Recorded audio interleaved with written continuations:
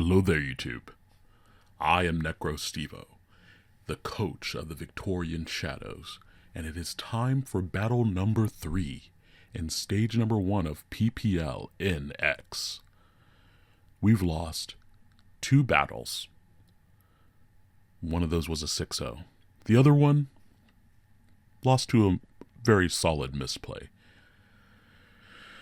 This day's opponent is FistToYourDoom. And this is another new opponent for us. But this is an opponent with which we have some history. That's right, FistToYourDoom. I know what your cult has been up to in Draft League City. And I came prepared.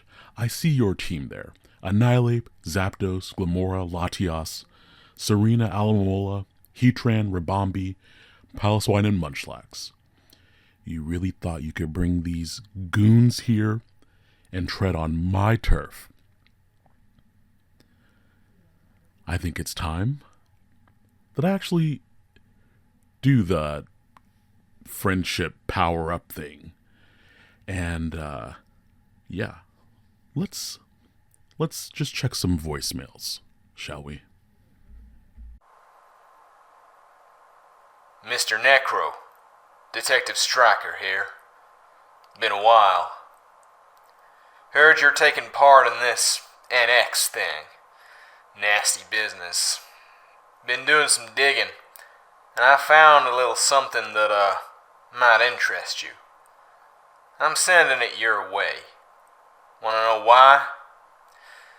A little while ago, you gave an associate of mine some pretty useful information about an opponent of his. But here's the thing. In that regard, you helping him was the same as you helping me. And I don't like to keep debts. So be sure to use this wisely. And consider us even. And there you have it. The cult of the mighty, rootin', tootin' soul bash militia bros and their evil twins, starring Mega Regimetalix, proud member of the Plant Gang, and happily watered in Jazzy Tears, who is currently being held up by the Sklock while his dad drives his brother to safety, and Sonic the Greninja's Green Hill Zone home, and Armaldo yeets his son Igglybuff to meet them there, to save him from Kabutops, who is snipping the manly bits off everyone in the PGP against their will, while his good pal Rufflet tells J-Caps to cope, cry, and LARP. In the Honest Don Sandstorm, as the Honest Tusk and the Honest Treads join the fray, and Registeel rides off into the sunset on his favorite haunts. And oh my God, is that a guest appearance from Best Generation 9 starter Quaxley and Mirror B's Ludicolo Dance Squad? This Pokemon Draft League team is sponsored by Haz and the Random Yon Mega, who showed up despite the haters. Yeah, you should check FistToYourDoom out. He'll probably show you why they call him FistToYourDoom. But now, we have a secret weapon. Again, I spent so long reading off FistToYourDoom's entire team name, no time for a team builder. Just know that Shroom Raider provided us with the balls needed for this battle. So, balls to the wall, we're going to bring Ghost Spam, and hopefully clean up with someone at the end. Let's check this battle out. Alright, thank you very much, Shroom Raider, for the intel going into this battle video. I am very much looking forward to utilizing anything that I can to get a victory. After 2 losses, it just really puts a sour taste in my mouth. And there are so many more delicious things I could be enjoying, like revenge against someone who tried to step on my turf, for example. No big deal. But let's get started on our battle versus FistToYourDoom. Now for this match, we are bringing the ghosts here. So we have Brambleghast and we have Zoroark. Those are our main offensive threats here because his switch into a ghost type attack would be Munchlax, and guess what? I have coverage for both of those. So not very worried about Munchlax in that. Now we can see our opponent has chosen to bring Annihilate, Glimmora, Alomomola, Heatran, Serena, and Latias to this battle. Not only does that mean that the intel was on point, we can just drop balls on it, baby, but also that means that I securely have the fastest Pokemon here, outside of any Choice Scarfers, or if he has like a Rock Polish in there on maybe Glimmora. I think Latias gets Agility. But I felt really comfortable here, leading with Zoroark disguised as Thundurus. And that was for two reasons. Number one, if he led with Glimmora, he would be less likely to stay in, knowing that I could hit him relatively hard. Also, I would be able to focus down any sort of super effective coverage against the entire team. And again, the point is to just lead with Zoroark and go for those Shadow Balls. But if I can make him think that it's Thundurus, he has to be worried about all those different coverage moves that Thundurus learns. So let's get in to the battle, where hopefully we're going to be able to really punish this cult for really just all the transgressions against the shadows. You know, that's just how it is sometimes.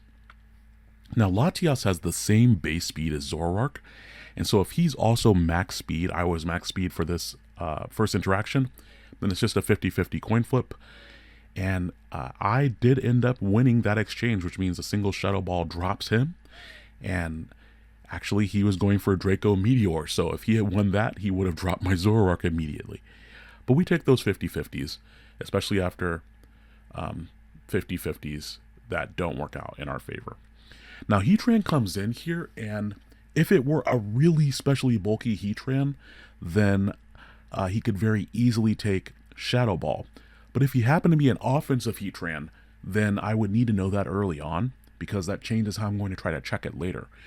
And so I ended up deciding to just stay in and go for the Shadow Ball. He sets up Stealth Rocks, but that's truly fine by me.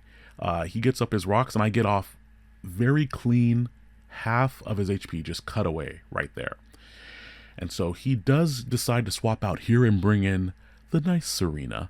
But again, this is our third Shadow Ball of this battle, and we're just chunking the damage. Now, the Serena is obviously assault vested, so while I can't learn, or rather it cannot utilize status moves, it's going to get a boost to its special defense. And thinking that he might just want to go for an offensive move in the situation, I decided to go out into my real Thundurus, and he does go for Knockoff, which is annoying because the Stealth Rocks are up, but at least I got in the Thundurus before I got affected by the Stealth Rocks. Now here I thought for sure he would swap out, and so that's why I went for a Nasty Plot.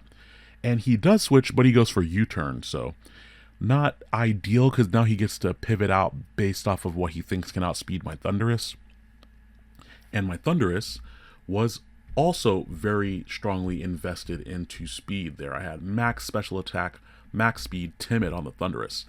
So I know unless this thing is Scarf, I outspeed it, and he is not only not Scarf, but he's some sort of bulk, because a +2 Thunderbolt should have KO'd.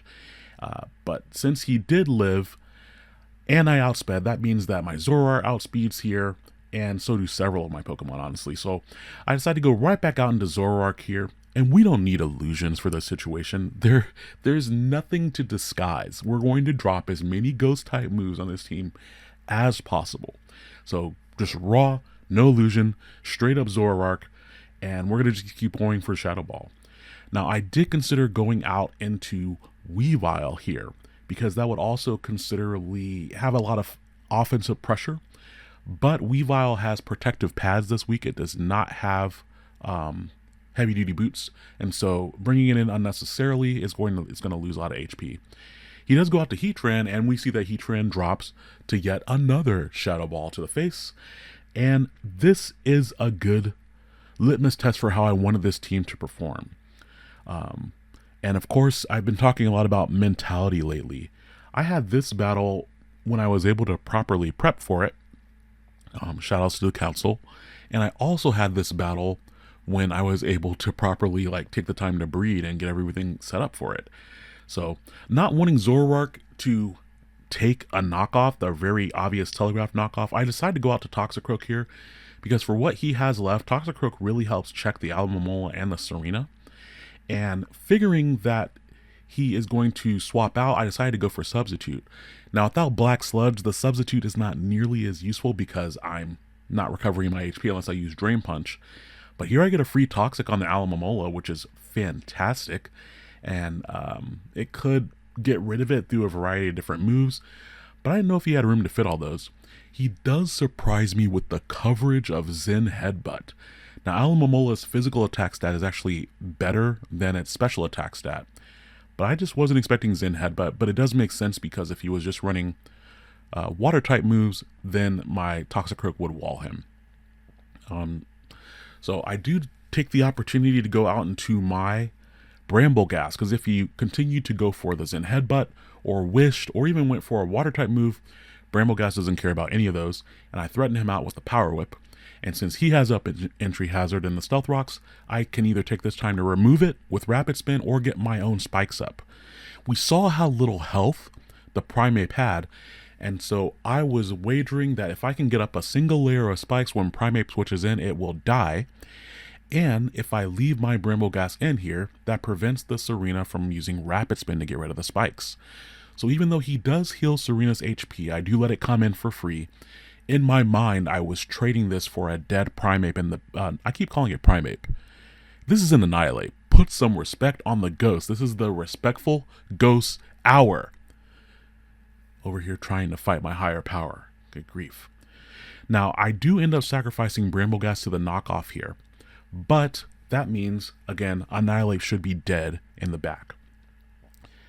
Since I know that this Serena is much more specially bulky, after it took that Poltergeist attack, we can see that it is at half HP. So I'm really not forced into going for Swords Dance this early. And I wanted to save the Swords Dance tech. And so I end up hitting the Alomomola as it comes in with knockoff. And I do knock off the Rocky Helmet, which is great, just in case I'm in a situation where I need to punch it with Drain Punch and touch it with my Toxicroak, then I won't be getting the extra damage. I'll be getting full recovery off of Alamomola's great HP stat. So here I do end up swapping back out into Toxicroak. This was a little risky in case he called it and went for a Zen Headbutt, but I didn't think he would do that against Weavile. And so I get a little bit of recovery. I stop him from swapping out and getting his Regenerator, and he takes another tick of poison damage. And now, expecting him to swap out and just hard swap this time, we are going to go for Substitute again, and he brings in the Annihilate, and I was like, great, it's dead, but then it lives on like 3 HP, and I have a Substitute up. I could have gone for Gunk Shot here, but I was very afraid that I would miss, and then I would get nothing out of the turn. So I Toxic instead, knowing that I cannot miss Toxic, and he'll die at the end of the turn. But he has Rest, so I should have just gone for the Gunk Shot. Even if I had missed, I'd still be in the same position.